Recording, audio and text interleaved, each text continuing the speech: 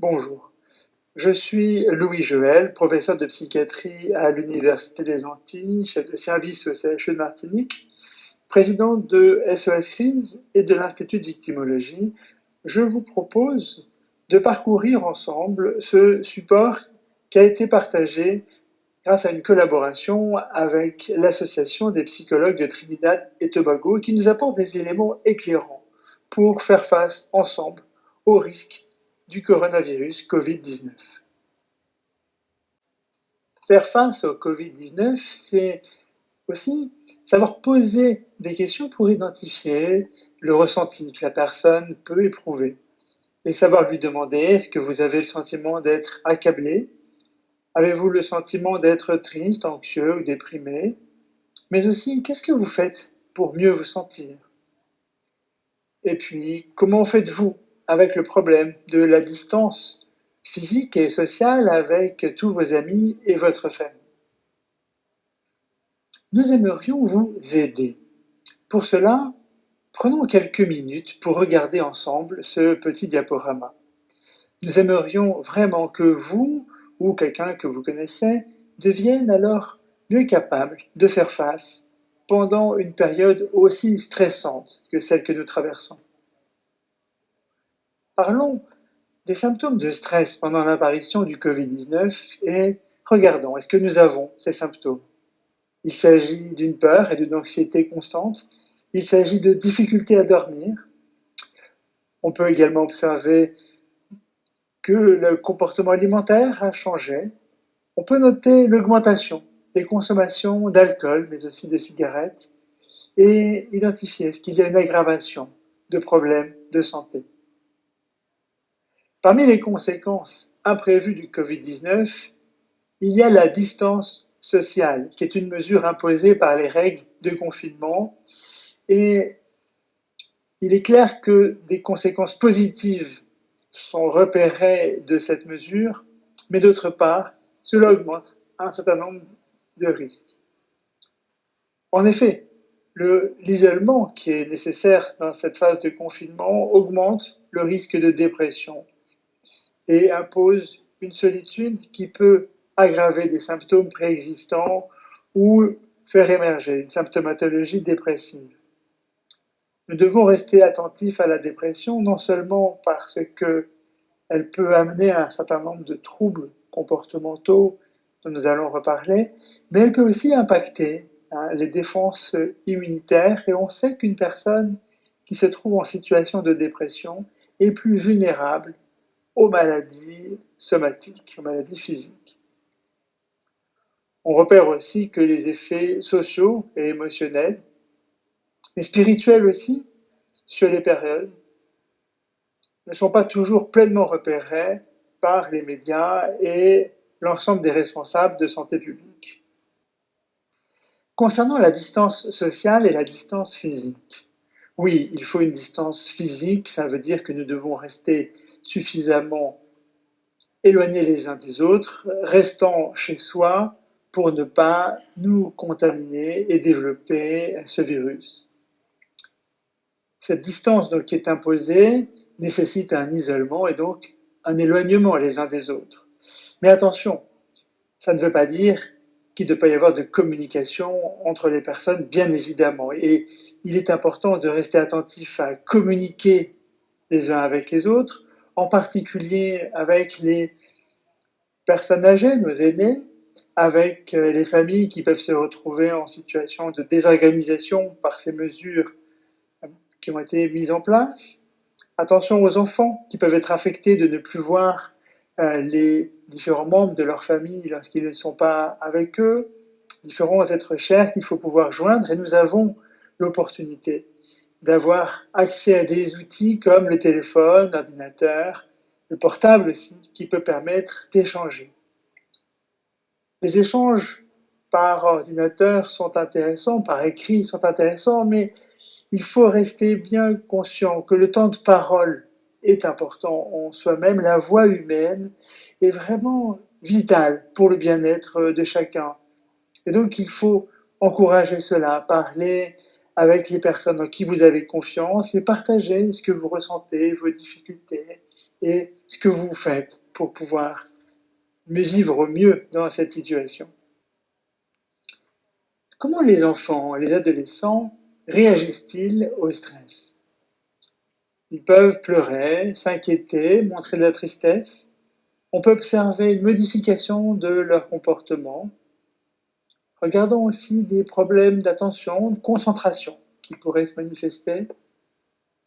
Et puis, on va retrouver régulièrement des maux de tête, des douleurs diffuses, inexpliquées, qui vont manifester leur malaise.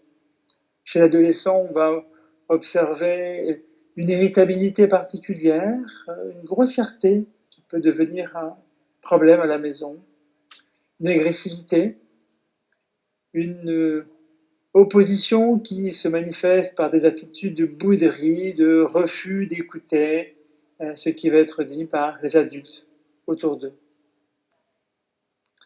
Mais comment aider ces enfants et adolescents à faire face? Il faut leur parler. Il faut leur parler de l'apparition de ce Covid-19. Il faut savoir aussi les rassurer, c'est-à-dire qu'ils sont en sécurité quand ils respectent ces règles. Il faut leur rappeler les procédures que le ministère de la Santé a recommandées pour les protéger et qu'ils sont eux aussi directement concernés et qu'ils nous aident tous en respectant ces recommandations. Il est important de limiter l'exposition, notamment aux informations sur Internet, aux informations télévisées, en particulier lorsqu'ils vont exprimer de la peur, qu'ils vont montrer différentes formes de tristesse, ou lorsque vous avez identifié qu'ils commencent à pleurer. Il est important de faire des activités d'apprentissage avec eux, de respecter un cadre dans l'organisation de la vie à la maison, de respecter des routines dans lesquelles ils se retrouvent et savoir prendre du temps de détente et de divertissement avec eux. Bien sûr, il faut leur permettre de maintenir les liens sociaux grâce aux outils numériques, téléphonie et Internet. Quand un adulte éprouve une réaction de souvenir traumatique des violences sexuelles de son enfance dans cette période de confinement, comment l'aider? En effet, de jeunes enfants ont besoin du soutien physique et affectif de l'adulte, du parent qui est avec eux pour éprouver pleinement le sentiment de sécurité et de bien-être. Mais la persistance du confinement va réactiver pour les adultes qui avaient vécu des violences, notamment des violences sexuelles dans leur enfance, le danger de cette proximité. Alors chaque tentative de contact physique de l'enfant vers l'adulte peut l'exposer à des reviviscences terribles pour l'adulte qui se retrouve connecté au souvenir des gestes pervers dont il avait été l'objet quand il était enfant. La réaction immédiate de l'adulte, du parent, aujourd'hui, peut donc être une attitude de rejet, de froideur, de mise à distance ou de pleurs pour éloigner en même temps ce souvenir épouvantable pour lui et confronté à l'attente de son enfant auquel il n'arrive pas à faire face.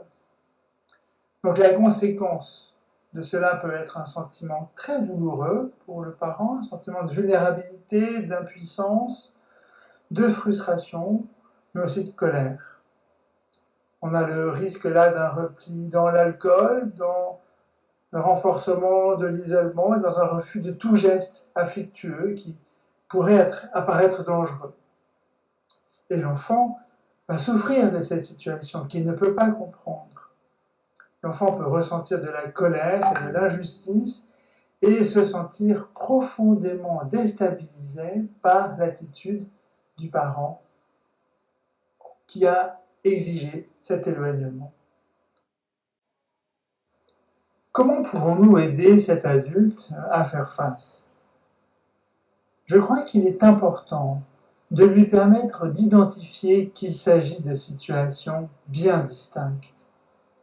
Lorsqu'il était enfant, il ou elle a été victime d'un prédateur, d'un parent pervers, qui mettait en avant son propre plaisir, sa propre jouissance, au mépris de l'enfant. Il ne s'agissait pas de jeu, mais de violence et d'agression qui utilisaient une apparence ludique, mais surtout sordide, peut-être criminelle, dans une emprise qu'il imposait. Actuellement, il est un parent aimant et pleinement conscient de l'importance du respect de l'enfant qui est auprès de lui.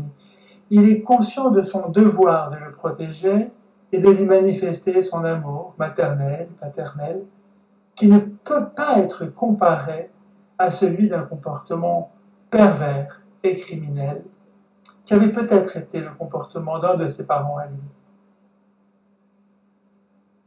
Il peut aujourd'hui être avec l'enfant, il peut lui parler et renforcer ce lien magnifique qu'il aime tant.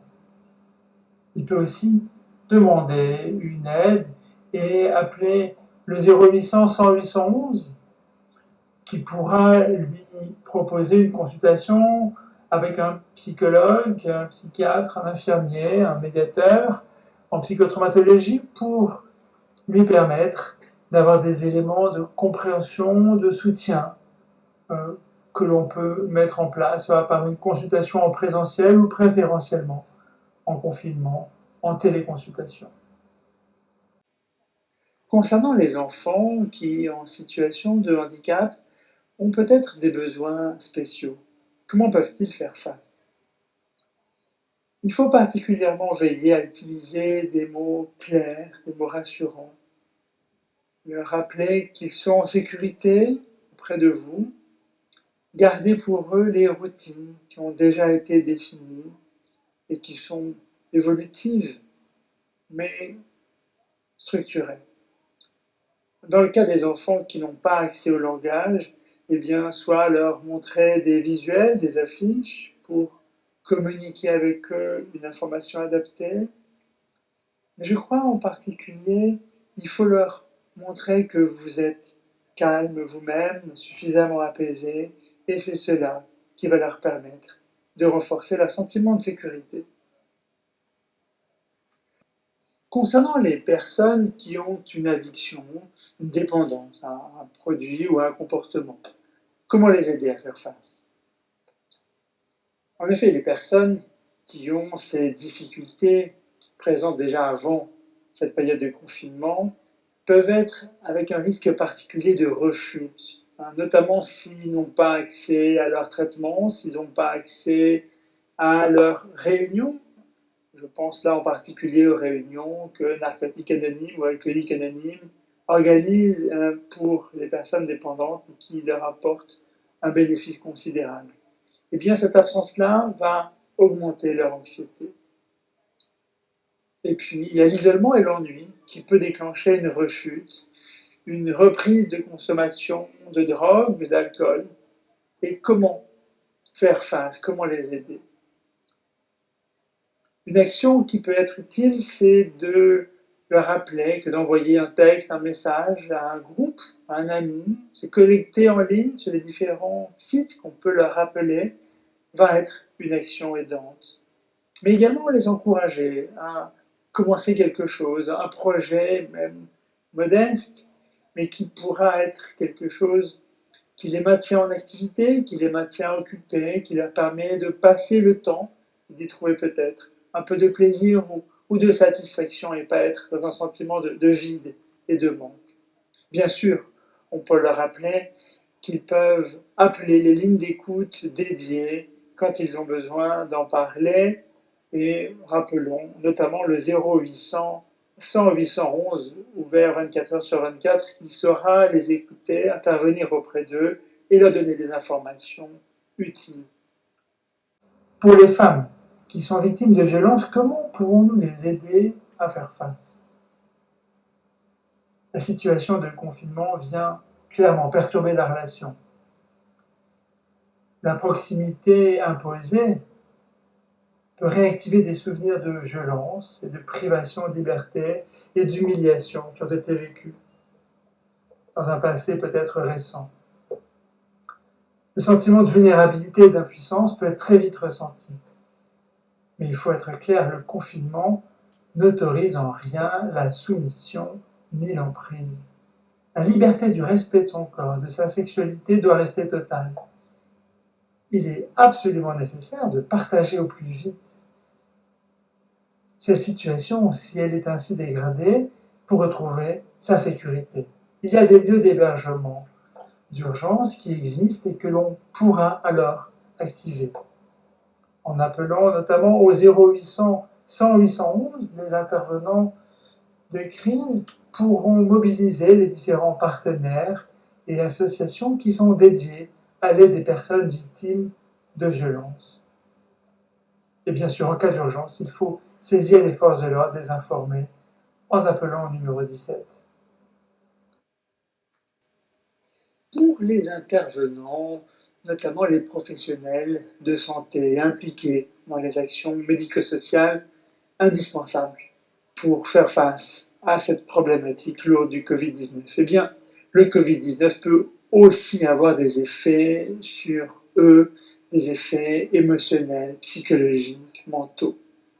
Ces symptômes peuvent être physiques, des douleurs, une fatigue importante, une maladie qui peut apparaître, mais peut également être d'ordre psychologique ou mental avec des symptômes d'anxiété, de peur, de manque.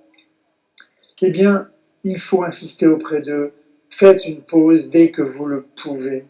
Prenez soin de vous et demandez de l'aide si le Covid-19 nuit à votre capacité à prendre soin de vous, de votre famille et bien sûr des proches et des patients qui sont près de vous.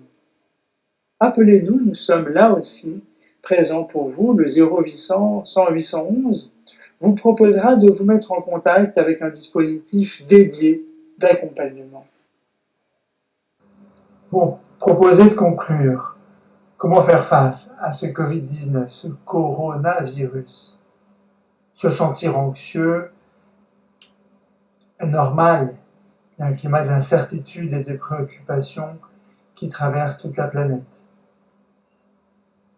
Votre souhait de protéger votre famille et vous-même, avec des règles d'hygiène appropriées, l'éloignement physique, sont indispensables.